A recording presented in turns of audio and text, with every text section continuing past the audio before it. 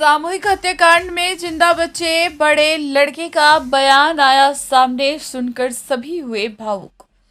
उत्तर प्रदेश के देवरिया में सोमवार को हुए नरसंहार में सत्यप्रकाश दुबे व उनकी पत्नी किरण, 18 साल की बेटी सलोनी, 8 साल की नंदिनी और 15 साल के बेटे गांधी की हत्या हो गई। इस परिवार का सबसे बड़ा बेटा देवेश भगवान सत्यनारायण की कथा सुनाने के लिए शहर गया हुआ था, इसलिए जिंदा बच गया। वहीं हमले में घायल सबसे छोटा बेटा 8 साल का अनमोल गोरखपुर के मेडिकल कॉलेज में जीवन मौत के बीच संघर्ष कर रहा है। देवेश ने बताया कि वह शहर के हनुमान मंदिर में पुरोहित का काम करता है।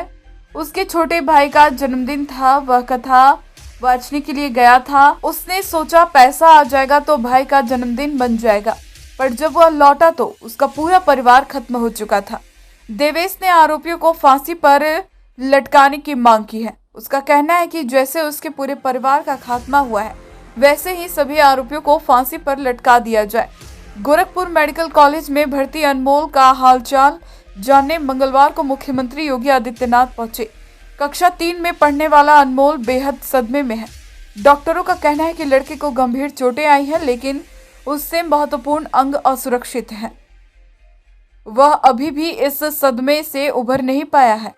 एक पुलिस अधिकारी ने बताया कि जब लड़के को अस्पताल लाया गया तो वह अर्ध बेहोशी की हालत में था। जब डॉक्टर उसे इंजेक्शन लगा रहे थे तो वह बार बार पापा कहता रहा। वहीं ग्रामीणों ने बताया कि हमले के दिन लड़के का परिवार सुबह नाश्ते की तैयारी कर रहा था। इसी बीच अचानक पिता सत्यप्रकाश दुबे मदद के लिए चिल्लाने लगे। लड़की की सबसे बड़ी बहन 18 वर्षीय सलोनी उनकी मदद के लिए दौड़ी, लेकिन बाद में वह भी मदद के लिए चिल्लाने लगी। इसके बाद में किरण दौड़ी। बाद में 15 वर्षीय गांधी और 10 वर्षीय नंदिनी, जो बाहर पिछवाड़े में खेल रहे थे, वे भी घटनास्थल पर पहुंचे और उन पर भी हमला किया गया। जब किरण ने अपने बच्चों को बचाने की कोशिश की तो उस पर भी पीछे से किसी कठोर वस्तु से वार किया गया और वह गिर पड़ी। मदद के लिए चीख पुकार सुनकर जब स्थानीय लोग इकट्ठा होने लगे तो हमलावर भाग गए। पीड़ितों के एक रिश्तेदार ने कहा कि लड़के को यह बताकर सांत्वना दी गई कि उसके माता पिता और भाई बहन जीवित हैं और दूसरे अस्पताल में हैं। पुलिस सूत्रों ने कहा कि सत्यप्रकाश दुबे को बहुत नजदीक से सीने पर गोली लगी है। दूसरी तरफ प्रेम यादव की खोपड़ी टूटी हुई पाई गई। इसके अलावा उसके शरीर पर 10 गंभीर चोटें थी, जो किसी भारी वस्तु से आई प्रतीत होती है। अधिकारी ने कहा कि अन्य मृतकों किरण, गांधी और नंदिनी को कई चोटें आई, जबकि सोलोनी की गर्दन को तेज धार वाले हथियार से काटा गया था। तो आज मेरे भाई का जन्मदिन था और मुझे पता नहीं था कि मतलब जैसे ये लोग ये सब अचानक कांड करेंगे।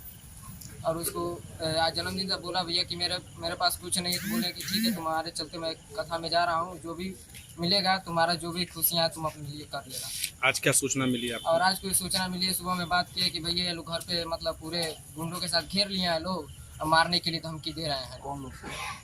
वो श्री प्रेमचंद्र यादव। आप क्या चाहते हो बाबू? हम उनके लिए चाहते हैं कि उनको सख्त फांसी की सजा मिलनी चाहिए। सरकार से क्या मांग करते हैं? सरकार से यही मांग करते हैं कि सब पूरे उनके खानदान वालों को, अपराधियों को पूरे सख्त सजा, और यही हम गुजारिश करते हैं। जानकारी आपको कौन लोग हैं? जानकारी तो हमारे जिसको पहचानते हैं उसको हम बता सकते हैं। क्या क्या कौन है बताओ? श्री प्रेमचंद्र यादव हैं, राम जी, उनके छोटे भाई श्री राम जी यादव हैं और उनके पिताजी राम भवन यादव हैं। अच्छा, क्या आप चाहते हैं उनके घरों पे बुलडोजर चले? एकदम चाहते हैं कि हमारे जो खानदान को, हमारा तो मान लीजिए परिवार चला गया, लेकिन उनका परिवार नहीं बचना चाहिए। क्या चाहते हो? सरकार से क्या मांग? सरकार से यही निवेदन है कि उनको, उनके पूरे खानदान वालों को पूरी फांसी की सजा मिलनी चाहिए।